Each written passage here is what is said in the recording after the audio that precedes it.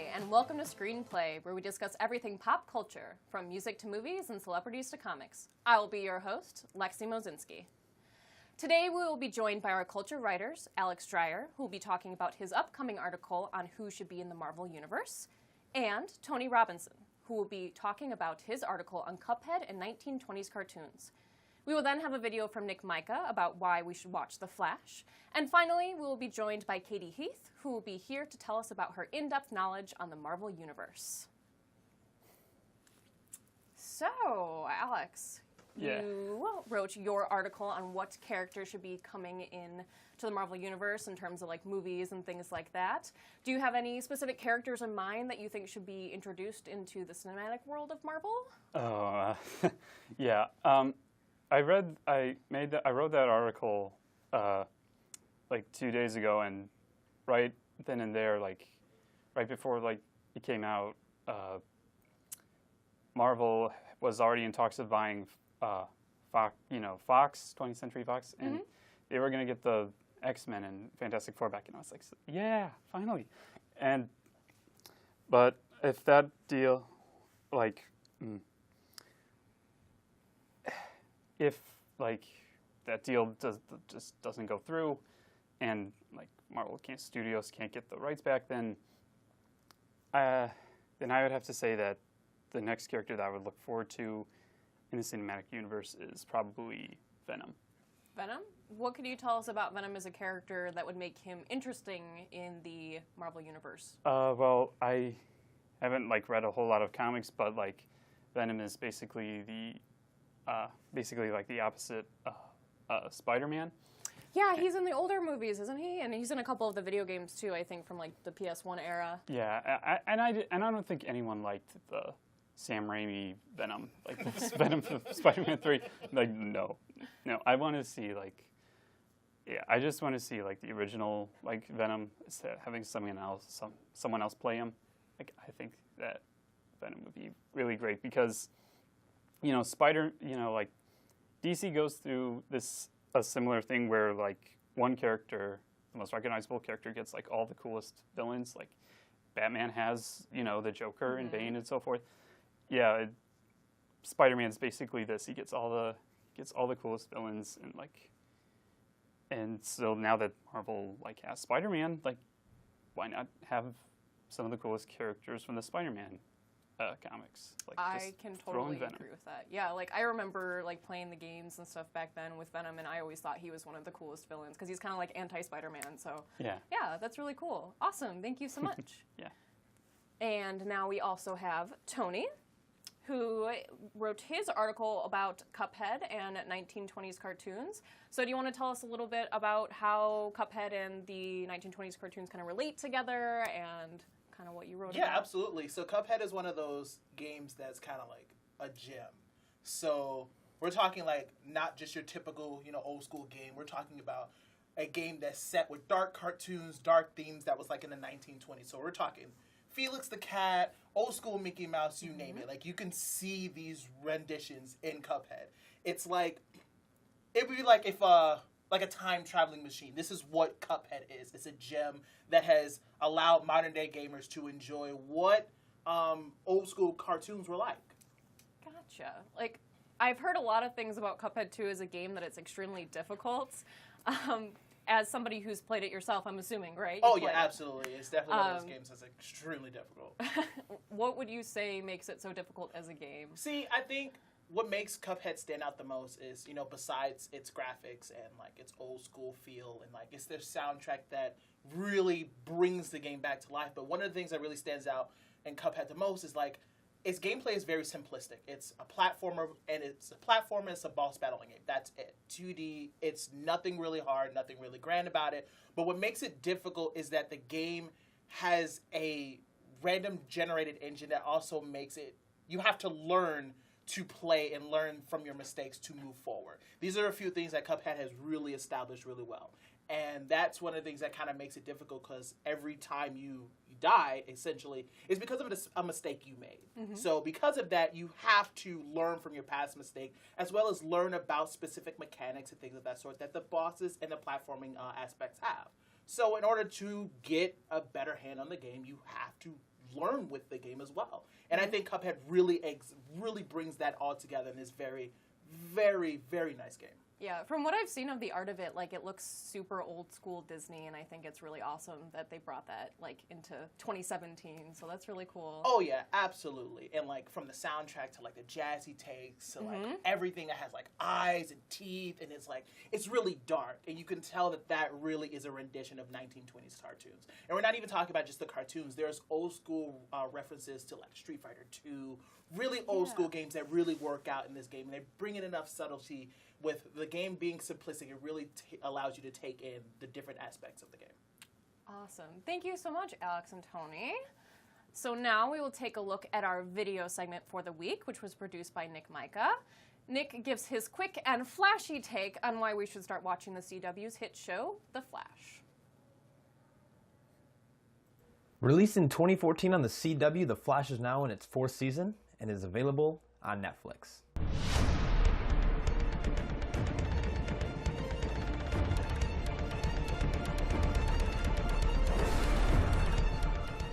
For being someone who really doesn't binge watch TV a whole lot besides Stranger Things and The Office, this show really caught my attention. The Flash has everything a viewer could ask for.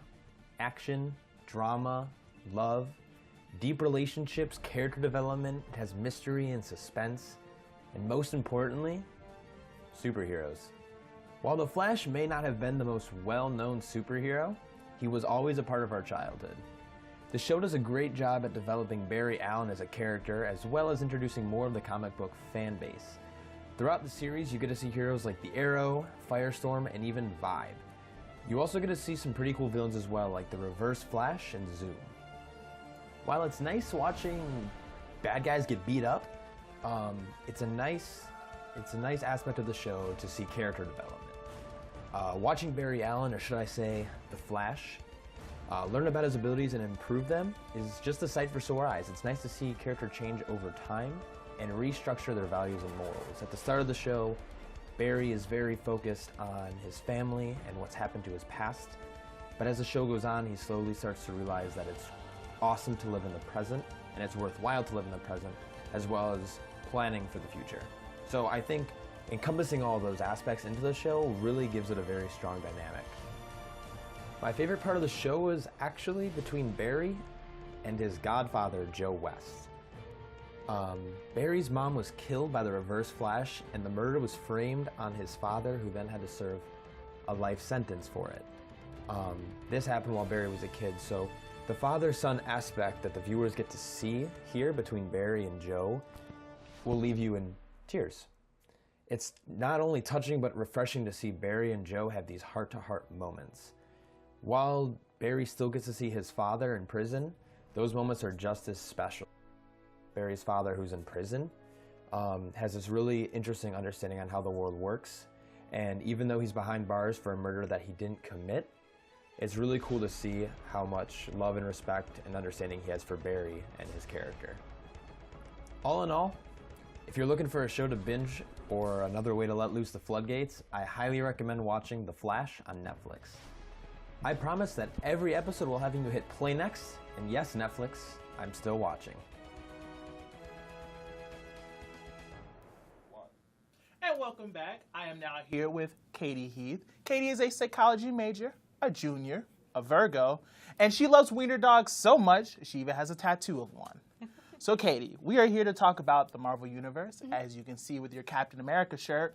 Let's start with one of our questions of, what would be your favorite superhero?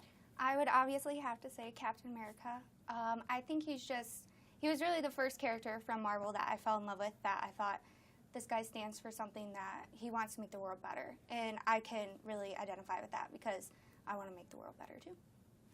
That's awesome. Would you say you have a specific, villain that you like the most? I really liked Ultron. I know a lot of people said they didn't like the second Avengers movie as much, but I thought Ultron was great. Sure, he could have done more damage, but just the character himself is someone who is, you can tell is really lost and sad, but at the same time, he's a villain. But he's great.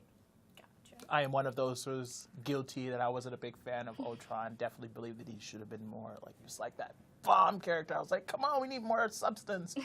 Oh, I agree with you though. Like, I feel like there was something deeper in his character. Yeah, you like can as a definitely villain. tell Like, that. I really liked him too. Yeah, So as a psychology appreciate major, I was like analyzing him. I was like, wow, this guy needs therapy. awesome. Are there any other like aspects of the Marvel universe that make you such a big fan, or? I started getting into Marvel when I was about 15 or 16, and my mom just, thought it was a phase. She's like, you'll get over it in a few months. But I have been on track with it. I've read some comics, seen all the movies. It's just something that, everyone has their thing and something they like. And everyone knows me as a superhero girl. That's what I am called, or the Marvel girl. And it's That's a great title, it superhero is. girl. I love it. I'm like, if I was a superhero, that'd be my name. But it's just a universe that I feel like has a lot of potential in helping people escape like their hard times. So I know that Marvel is a big thing that I watch and read if I'm having like a bad day or something like that. So it's really just been like a savior for me. I can definitely agree with that. Like, I actually just saw Thor the other day, and it was so fun and awesome. So totally like uplifting. I still need to see that, but It's definitely on my agenda. It's good. You'll enjoy it. Awesome. You could definitely see that in in Marvel Defenders. So you can see like they're trying to relate to what you said. Like they want people to be able to leave their world and go to another. Yeah. You can definitely see that in the Defenders because they have 4 different characters that have 4 different personalities and 4 different upbringings. So like it can tailor to 4 different types of audiences, and you definitely see that with the Avengers, and now you can see it with Marvel Defenders as well, that they are indeed trying to tailor their audience to being able to move outside of their world and into the world of the Marvel Universe. Yeah, I definitely agree. It's something that I think a lot of people should give their time to see. I know superheroes are thought of as more like a guy aspect, boys are into superheroes, girls are into Barbies. I was into both, and now I'm more into superheroes. But it's definitely something that I think a lot of people can relate to, and I definitely plan on getting many tattoos of the Marvel Universe. My mom keeps telling me not to do it, but it'll happen. Awesome. So that means we'll definitely be seeing a Captain America shield in due time. Without a doubt, yes. That's great. Now it's time for us to move on to Screen Time, our regular segment of ScreenPlay. In this segment, pop culture topics will be chosen from our pool of submissions. We will have a short amount of time to talk about them, 60 seconds to be exact, and when the time is up, the topics get thrown out, and we move on to the next chosen submission. All right. Question 1. DC or Marvel? Oh God, Marvel forever, man. I'm assuming you're Obviously, Marvel too. obviously. Like, I like some pieces of DC. Like, I really love Wonder Woman and I really like Batman, but I just love Marvel too much. Like, there's too many more characters that I really like, and I really like the background stories and all that kind of stuff. So I would definitely say that I'm much more of a Marvel girl. See, I would say that I'm Marvel for the superheroes, DC for the character development. Because let's be honest, Joker has an amazing character development. That's very true. Joker's a great villain. The stories behind some of DC's characters are really good, but Marvel has the greatest villains and like some of the greatest heroes that they have right now. Very All right, cool. let's go with the second one. Of course, I have to open. Let's see. All right. Who's your favorite villain? Oh my God. I really love Kilgrave from Jessica Jones. I think he is such a twisted character, and he's just wonderful. I love him. I definitely, like I said, Ultron. However, I do think the Punisher is like, I know he's a superhero, but he's also a villain in some aspects. Yeah, he's like an anti-hero. Is he doing this for the right reasons? Is he? And I've seen the trailers for the new Punisher, and it just looks so gory and amazing.